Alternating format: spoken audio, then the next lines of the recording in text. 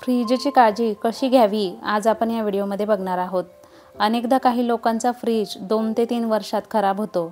लवकर खराब झाल्यामुळे अनेकांना असं वाटतं की त्यांनी चुकीच्या फ्रीजची निवड केली। पण फ्रीजची योग्य ती काळजी न घेतल्यामुळे फ्रीज लवकर खराब होतो। पण फ्रीज कंपनीवर किंवा स्वस्त महाग यावर डिपेंड नसतो, तर आपण फ्रीजची काळजी कशी घेतो त्यावर डिपेंड आहे। म्हणून आज या व्हिडिओमध्ये फ्रीजची काळजी कशी घ्यावी म्हणजे फ्रीज दीर्घकाळ नव्यासारखा राहील, त्यासाठी व्हिडिओ शेवटपर्यंत बघा। नंबर 1, फ्रीजमध्ये कधीही गरम पदार्थ ठेवू नका, नाहीतर कॉम्प्रेसरवर दबाव येऊन फ्रीजची क्वालिटी खराब होते। नंबर 2, फ्रीजमध्ये भांडी किंवा पदार्थ ठेवताना ते फ्रीजच्या किनाऱ्यावर चिटकून ठेवू नये, सर्व बाजूंनी हवा खेळती राहील हे पाहावे। नंबर 3, फ्रीज नेहमी भिंतीपासून 5 ते 6 इंच आणि गॅसपासून किमान 6 फूट लांब ठेवावा, शक्यतो हवेशीर जागा निवडावी। नंबर 4, फ्रीज नेहमी सपाट जागेवर ठेवावा, नाहीतर त्याचा कॉम्प्रेसर खराब होण्याची दाट शक्यता असते। नंबर 5, गरम पदार्थ सतत फ्रीजमध्ये ठेवल्याने बॅक्टेरिया वाढतात व पदार्थ खराब होऊ लागतात। नंबर 6, फ्रीज चालू असताना त्याचा दरवाजा 20 ते 25 सेकंदापेक्षा जास्त वेळ उघडा ठेवू नये, नाहीतर वीज बिल तर वाढतोच, तसेच फ्रीजचा गॅस देखील खराब होतो। नंबर 7, आठवड्यातून किमान एकदा तरी फ्रीजमधील नको त्या गोष्टी बाहेर काढाव्यात आणि फ्रीजमध्ये घाणेरडा वास येत असेल तर तो वेळोवेळी साफ करावा।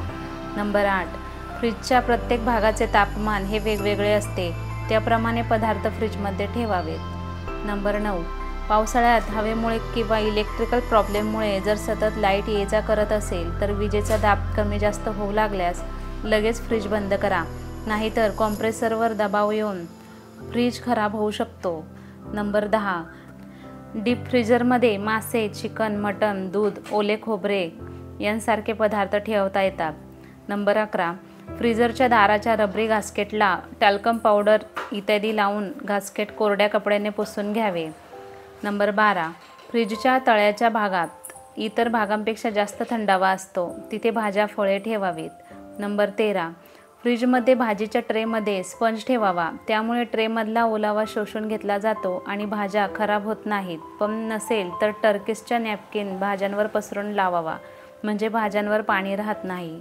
नंबर 14, उन्हाळ्यात गरमी असल्याने फ्रीजरचे कूलिंग वाढवावे व हिवाळ्यातील कूलिंग कमी करावे।